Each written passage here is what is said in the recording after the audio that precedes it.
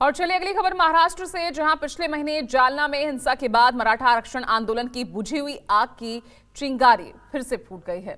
Manoj Jarange Patil ultimatum के पूरा होने के बाद फिर से भूख हड़ताल पर बैठ गए हैं। शरद पवार और उद्धव ठाकरे की पार्टी जरांगे के साथ खड़ी है, तो शिंदे सरकार बैकफुट पर दिख रही है।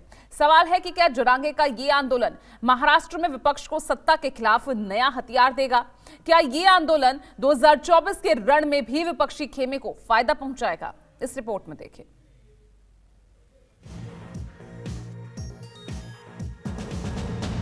40 दिन का अल्टीमेटम खत्म हुआ। 41वें दिन भी महाराष्ट्र सरकार ने कोई कार्रवाई नहीं की और ऐलान के मुताबिक मनोज जारंगे पाटिल भूख हड़ताल पर बैठ गए। जालना से मराठा आरक्षण आंदोलन की नई जंग शुरू हो गई। पहला प्लान तो है, हम महाराष्ट्र में पूरे गांव में साखड़ी उपोषण अनशन किया है और शुरू हो गए। हम 28 तारीख के बाद दूसरा भी टप्पा पार करेंगे, क्योंकि ये पहला ही टप्पा उनको मिलेगा नहीं और दूसरा तो उनको झेपे भी। देखो तुम ये शांतता का युद्ध कैसा होता है। तो सरकार ने और देश ने पहले बार देखा होगा शांतता का आंदोलन भी सरकार को फेल नहीं सकता। सभी पक्ष के सत्ताधारी से सभी पक्ष के लोगों ने ठहराव किया था। उन्होंने बोला था कि 4 दिन में आपकी मांग पूरी करके तो नहीं हो सकती, वो कायदा टिकेगा नहीं। इसलिए आप सरकार यानी कि सभी पक्ष महाराष्ट्र के बोला था कि आप ठहराव पारी करते, आप 1 महीने का समय दे, ये आंदोलन शांतता से ही चलेगा।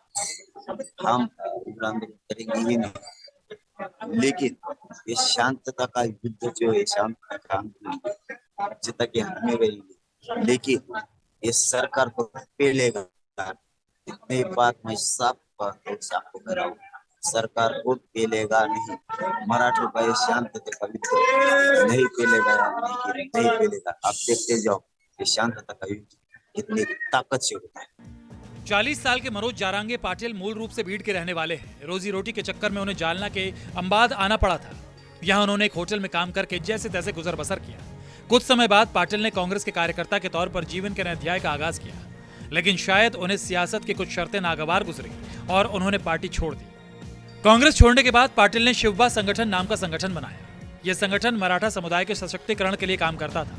पिछले साल अगस्त में मराठा कार्यकर्ताओं ने महाराष्ट्र के मुख्यमंत्री एकनाथ शिंदे से समुदाय के आरक्षण की मांग उठाई थी। उस दौरान कार्यकर्ताओं की आवाज में पाटिल का एक वीडियो भी शामिल था। तब पाटिल की आवाज शिंदे तक नहीं पहुंच सकी। ठीक 1 साल बाद सीएम शिंदे को पिछले हफ्ते पाटिल को फोन करने के लिए मजबूर होना पड़ा।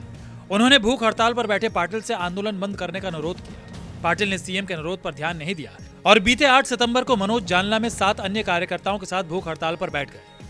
पुलिस ने उन्हें अस्पताल में भर्ती कराने के लिए वहां से हटाने की कोशिश की, लेकिन वो हटने को तैयार नहीं हुए, जिससे हिंसा भड़क उठी।